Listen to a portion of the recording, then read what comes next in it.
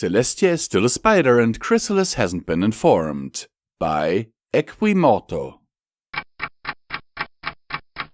She really wishes someone told her about it sooner.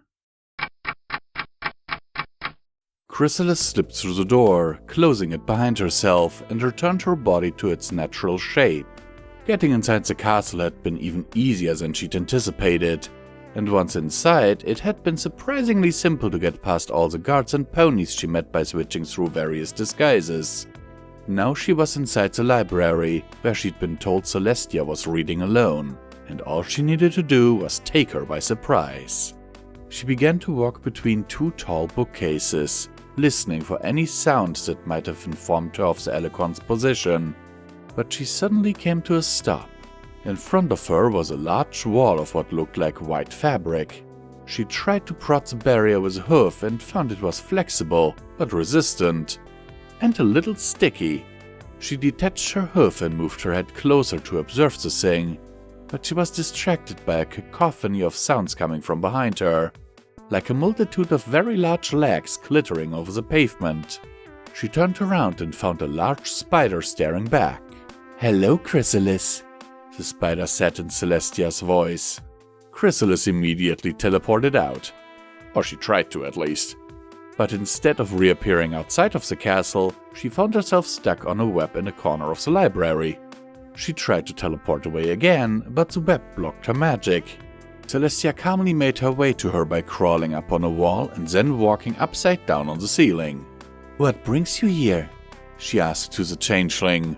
Chrysalis slightly gulped, trembling in fear, and she stared at the large arachnide's body as it moved towards her, her face reflecting in each of Celestia's 6 bulbous eyes.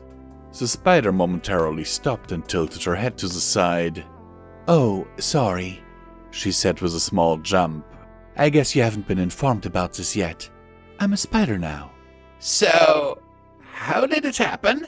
Chrysalis asked, trying to stay as far away from the spider as she could. Not that she could stay that much further from her, given how she was stuck on the web, but at least she tried. "It just did," Celestia replied, going back to walking towards Chrysalis.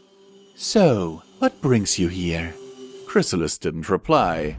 Instead, she just silently stared at the spider, moved closer to her, placed herself over her body, and began to weave a web around her.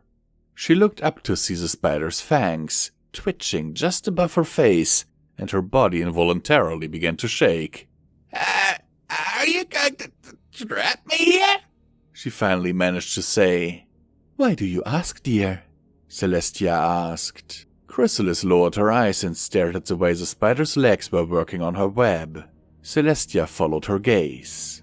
"Oh, sorry, I wasn't doing that on purpose. Must be my spider instincts taking over," she said. She did not stop weaving her web. "I'm not going to stop?" the changeling asked, frightened.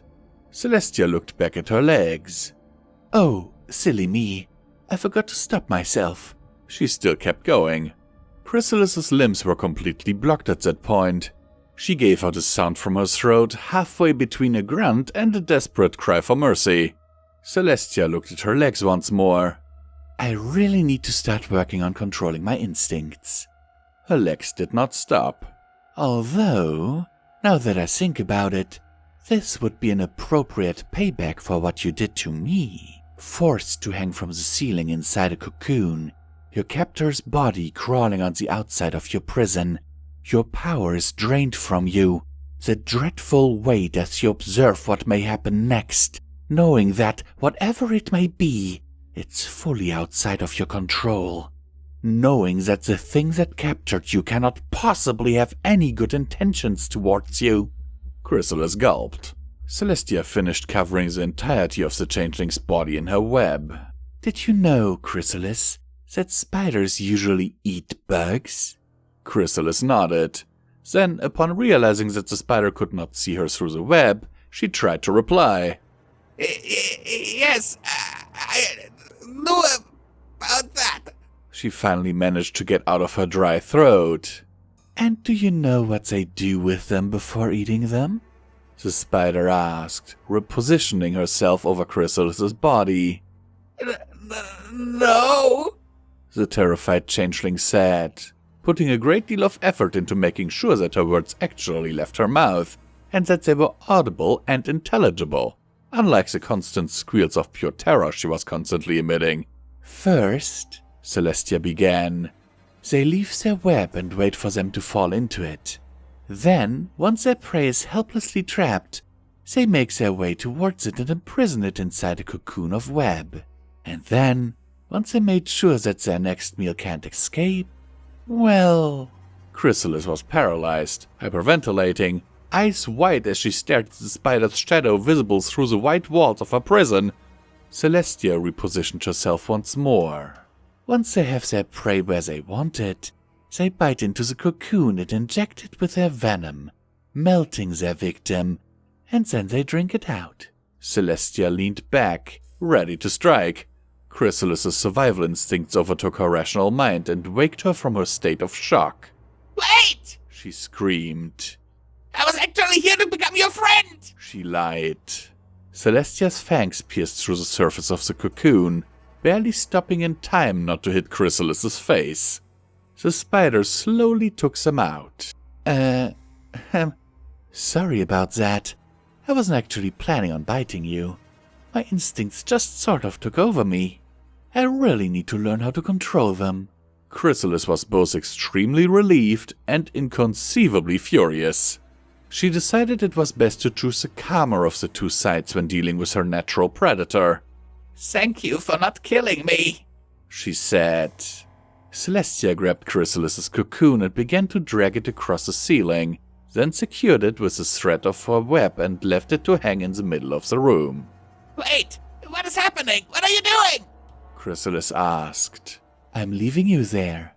I'll decide what to do with you later.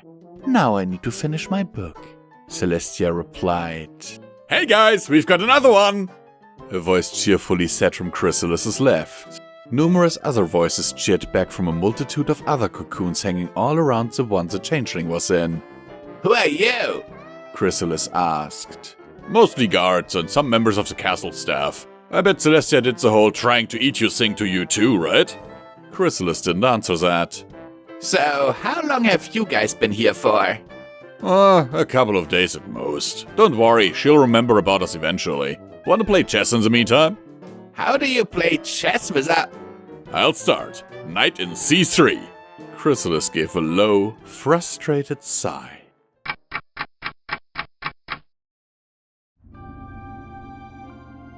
We here at Pony&Wolf Productions thank these amazing patrons of ours for their monthly support, without which all of this would not be possible. We sincerely appreciate it, and every dollar helps, is needed, and will be used to keep us going to produce audiobooks for your continued enjoyment. It is, now more than ever, important that you support your favorite creators if possible, due to YouTube changing in a way that is not very friendly to content creators. Especially small content creators, like us. In recent months, the names you see on screen have enabled Midnight and Visual Pony to keep going and only having to sell off part of their belongings to not end up on the street. As an incentive for everyone, Visual Pony has broken a vow and has promised to read and record Fallout Equestria, Murky number 7, should the monthly support reach $1,500. To be clear, this is the absolute minimum amount needed to keep the apartment and all bills paid without starving, while a production of this size is ongoing. The estimated time for this production would be 3 to 4 years, but people already said that Project Horizons was impossible to do, right? And now look who did it, so with Pony&Wolf, you know we can finish the job. For further information on how to support us, please have a look at the description of this video, as there are also other ways, like our merch store. Sincerely and forever yours, your Pony&Wolf team.